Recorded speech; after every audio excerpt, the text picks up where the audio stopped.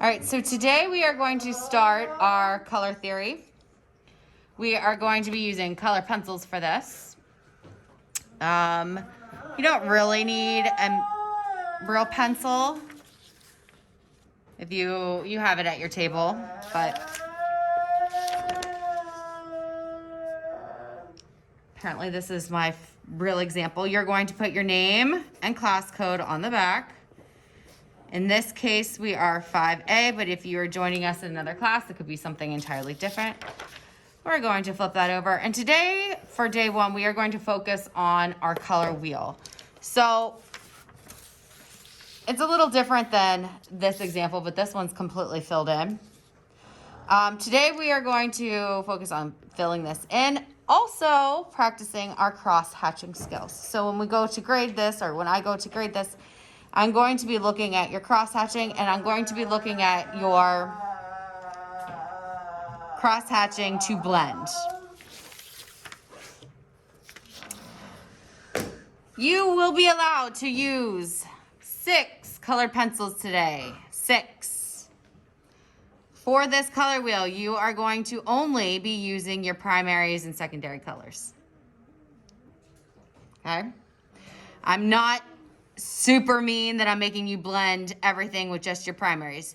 So when you are going through your pencils, you're going to want to pull out a blue,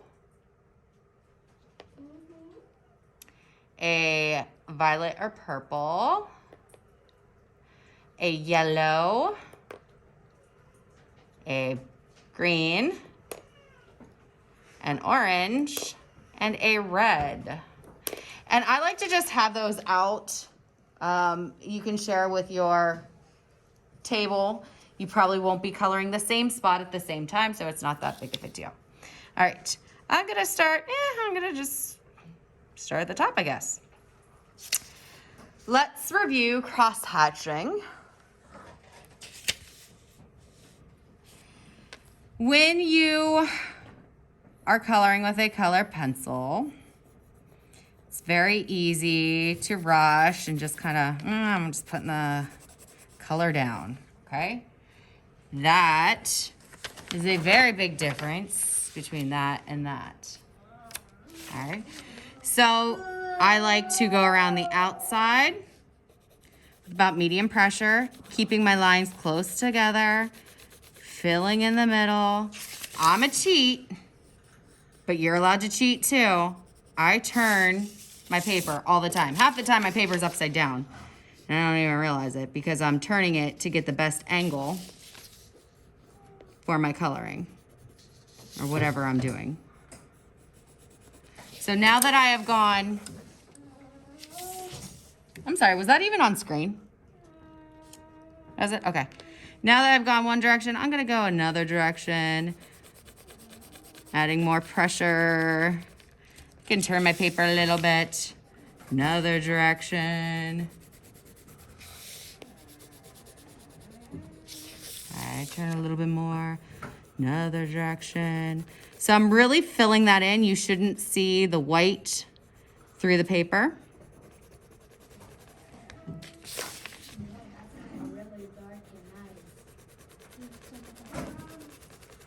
Okay. So you can go ahead and immediately color in your red, blue, and yellow, your primaries. But you're probably going to, before you get too far carried away, want to label your secondary and your intermediate colors. So let's review. Blue and red mixed together and make what color? Real loud. Purple. Purple. So if I mix these together, I'm gonna go right here, and this is going to be purple. So I'm gonna go ahead and mark that with a big P. If I mix blue and yellow together, I get what color? Green. Green, very good. My green goes right here. Red and yellow mixed together make? Orange. Orange. So those are my secondary colors. On your worksheet, it's going to ask you what your primary colors are. you can just write in red, yellow, blue, secondary colors, purple, green, orange. I'm not even so concerned that you write the word out. Just as long as you know what you're doing. If P stands for purple. When you mix a primary color and a secondary color together, you get what is called intermediate colors. They are always labeled with the primary color first, because just think of it, the primaries are the boss, okay? They're president, el presidente. Secondaries are like vice president, and intermediates are,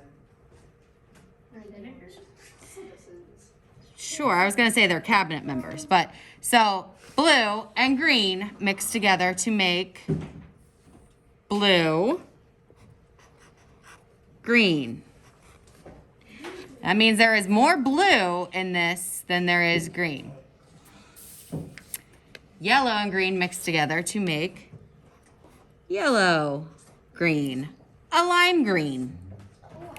Yellow and orange mixed together to make yellow orange, kind of like a golden yellow. Red and orange, red orange, red and purple, red purple, blue and purple, blue purple. So in your intermediate colors, you can go through and list all these.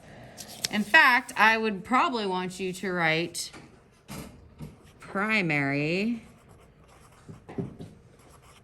plus secondary. Do you have a question? If you had violet, would you put like instead of blue, purple, blue, violet? Sure. So purple does also go by the name of violet. That is a good question. Even if you look here, where's my camera? Right there you go. Violet, and in parentheses, purple. I say purple. You can call it violet. Means the same thing. So, easy. You're coloring these guys. You have the colors all ready to go. Where it gets a little bit more tricky is where you start mixing your intermediate colors. So, I'm going to show you how to do blue-green.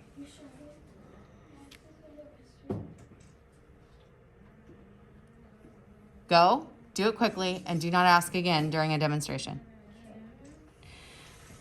Blue and green. We're going to need our blue out. We're going to need our green out. We said blue's the boss, right? Primary.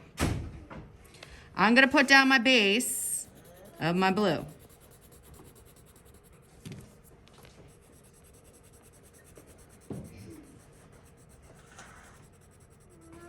And I'm not coloring super hard here, but I'm putting down a pretty substantial amount of color there. Now I'm going to take my green and I'm going to go over my blue.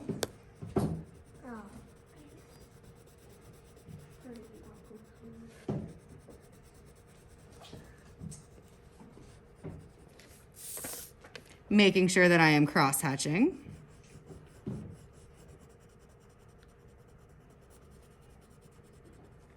But that looks pretty good. But I want to make sure that I've colored it in real well, so I'm going to cross-hatch in the other direction with my blue again.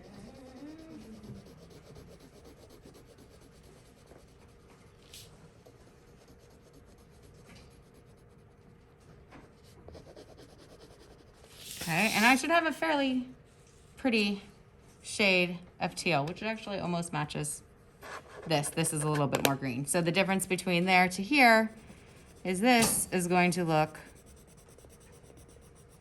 like just regular green. This should look more like a teal. Okay? All right, so today we are focusing on the color wheel and our cross-hatching. As you get going, you can start filling in some of these answers like your primaries, your secondaries, your intermediate, or primaries plus secondary. You can write them in if you want to. This is going to be a little bit of a cheat sheet for you in the future. So the more information you have, the better. questions on this? How many color pencils may you use for this project? 6. 6, and only 6. All right.